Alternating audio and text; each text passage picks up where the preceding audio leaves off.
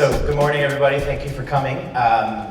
We've heard a lot this morning about connectivity. We've heard about mobility, and the other hat I wear is electrification. So today I just want to give you a bit of a glimpse of what we're doing at Ford and how we view connectivity from one lens, meaning the mobility and sustainability lens.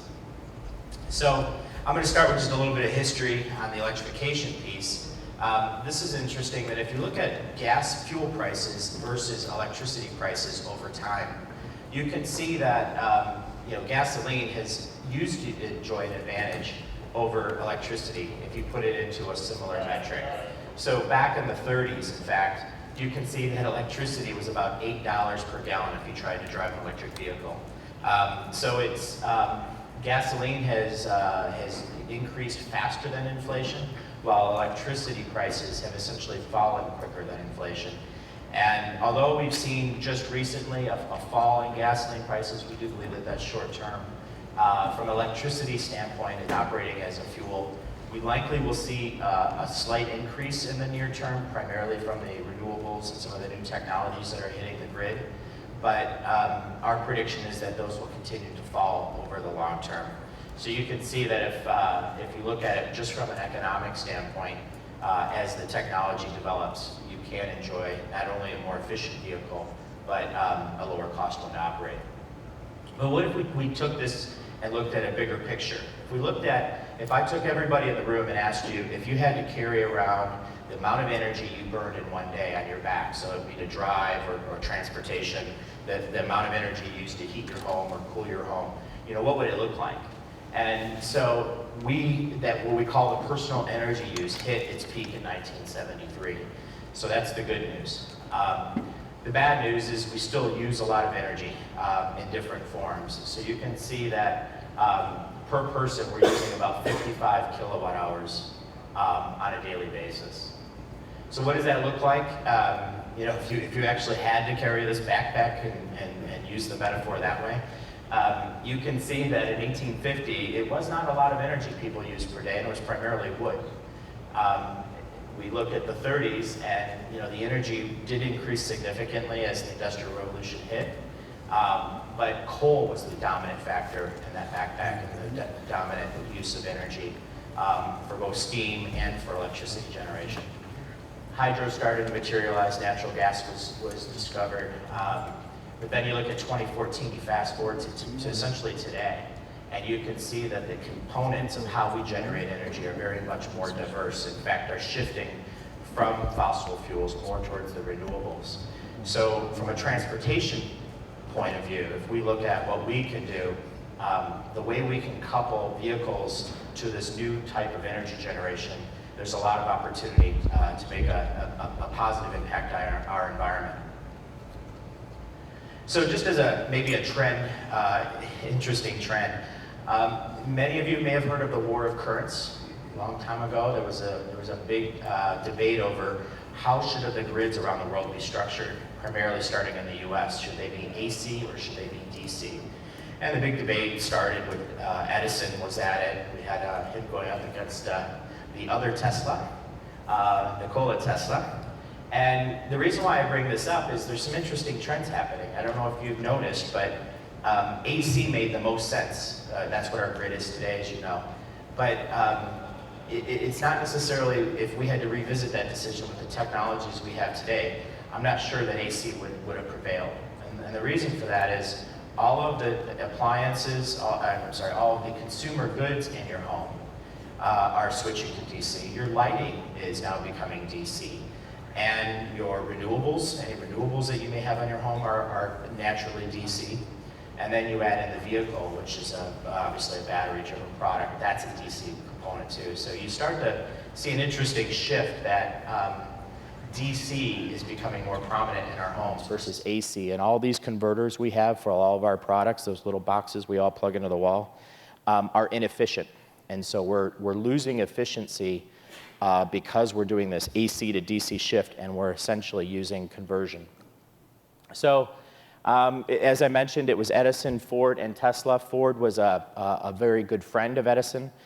You may know that they had vacation homes that were both in Florida that had shared what they call the Friendship Gate, and they used to have great discussions during their holidays about how they could change the world. And we talked about, I talked about the AC-to-DC shift that we're seeing. Another interesting trend is, China, which, I just got back last week from China. China is starting to see the same transition that we saw back in the 70s, but they're doing it at a much faster pace. And the interesting thing is, if you look at their electricity generation, it looks a lot like ours did in the 70s. 70% coal is used to generate their electricity. So when you look at China and them embracing electric vehicles, it's not necessarily in the near term the right step if you look at it from an environmental or air quality standpoint. So we've been looking at solutions for that. And just to highlight some additional trends, right? I mean, all of this stuff is hitting the auto industry at once. We talk about lithium-ion batteries, thanks to the consumer product industry, and we've been picking them up, and the technology's been progressing. We've talked about connectivity and what that means, and all of you in the room are very familiar with that. Coupler design. So if you look at when electrification was tried back in the 90s, you may be aware that each manufacturer, or many manufacturers, had different plugs, different couplers. So there was in one case, there would be one OEM charge station to charge their vehicles and a different kind of charge station. So we're beyond that. We're collaborating with all the automakers. We're all converging on the standard charge. We all use the same coupler. And hopefully we'll get there as well on the fast charge, and wireless charging is coming. Renewables are hitting us in a good way. They're hitting utilities, but they're also hitting us at a distributed level. Smart meters. So think of this as the connectivity for electricity. So just like we've been seeing trends in, say, Uber and car sharing services, we're seeing the same type of trends hitting the utility industry, meaning that electricity used to be priced at the same rate no matter what time you used it. Well, we're really shifting away from that model, and there's higher rates for during high peak times, which better reflect the utility's cost to generate that electricity. And the smart meter is at the heart of that from a connected device. And then we obviously have charge stations that are being deployed. And then the advancements that we have in terms of the power electronics in the vehicle itself.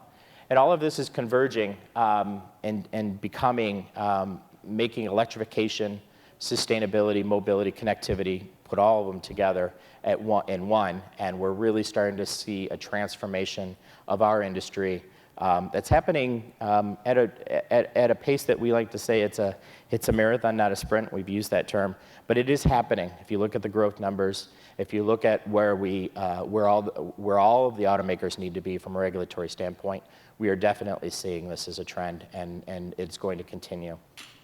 I just put the slide up because I want to reinforce that Ford is very much into partnerships. We can't do these journeys alone. So for those of you in the room that are interested, that have something to talk about, we would be very interested and always listen. So if I go back to the trend I talked about in electricity generation and how rates vary by the time of day, we put together essentially a home that takes advantage of that. So it's in a partnership with the companies you see above and Georgia Tech. And it essentially is based on the premise that if electricity is cheaper at night, how much can we generate on our own during the day, meaning solar, and how much can we shift in terms of load to the nighttime hours during those low costs and create an arbitrage that is not only better for the economics, but better for CO2. And that was essentially the My Energy Lifestyle project, and we did this in the United States, and we just did one in China last week at the CES Shanghai show, where we built a home in Beijing, and we're building another one in Shanghai, that essentially takes this concept of shifting a customer from gas to electric, but also shifting their energy generation to renewables, and then connect everything with connectivity and make sure everything's coordinated. The numbers that you can achieve are quite impressive.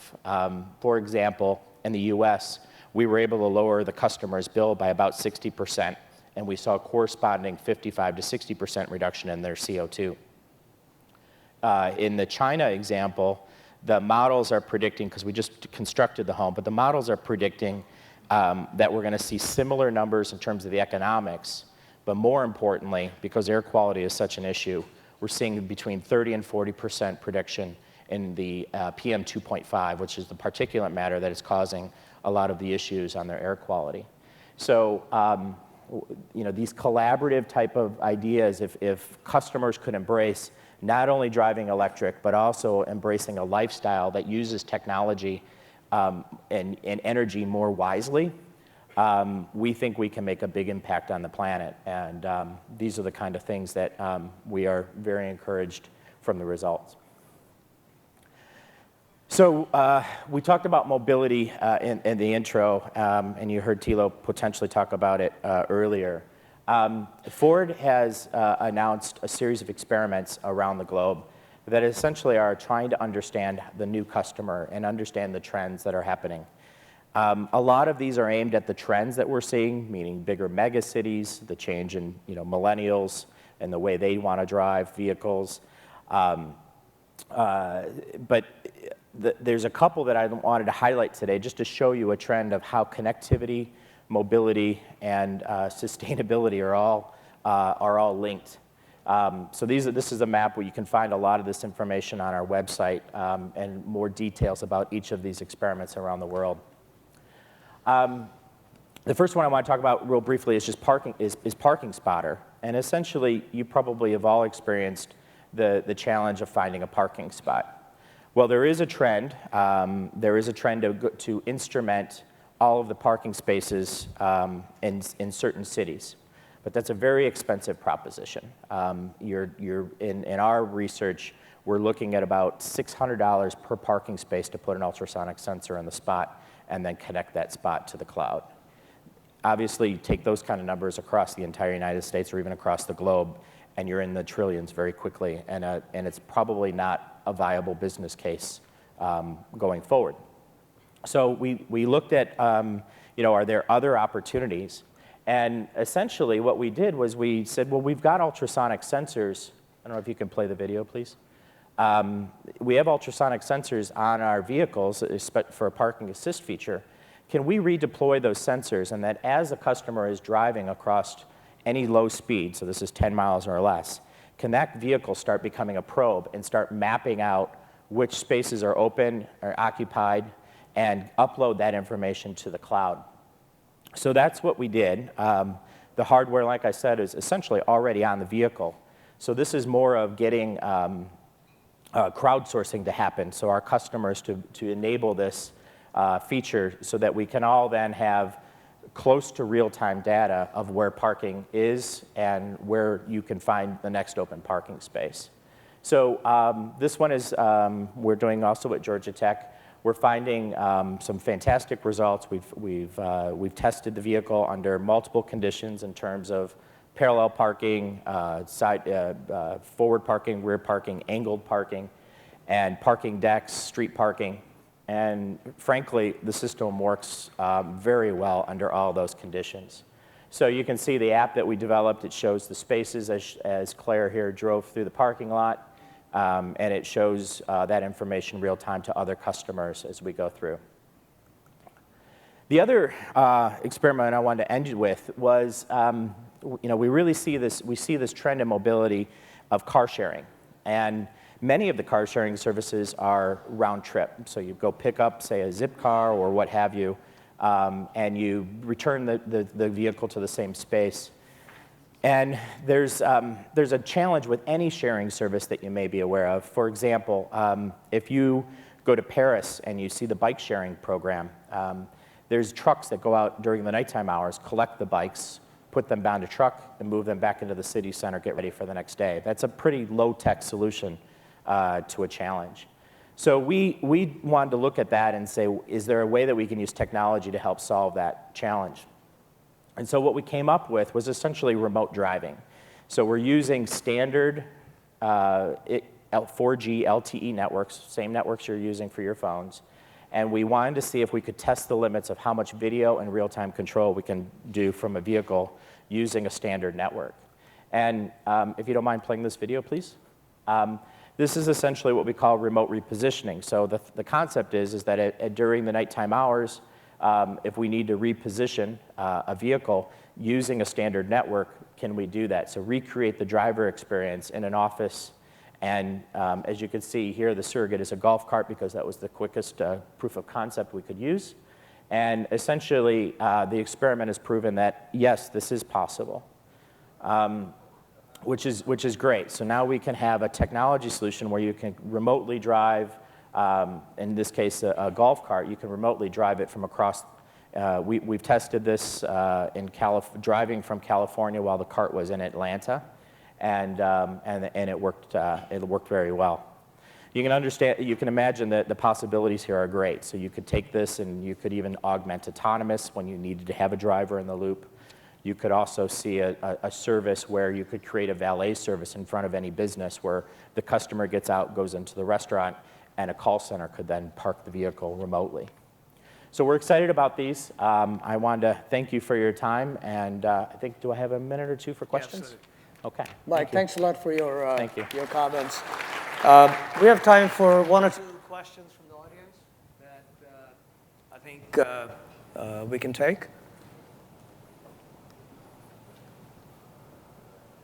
If not, Mike, I have just one question for you. You showed a chart that said that from 1850 to now, the energy usage per person has gone up and then it's coming down. If all this stuff happens in mobility, what's the forecast? Are we back to 1850 levels? Or? Yeah, so that's a really good question. So if we did the My Energy Lifestyle approach, which is energy efficient appliances, you're driving electric and you're adding renewables.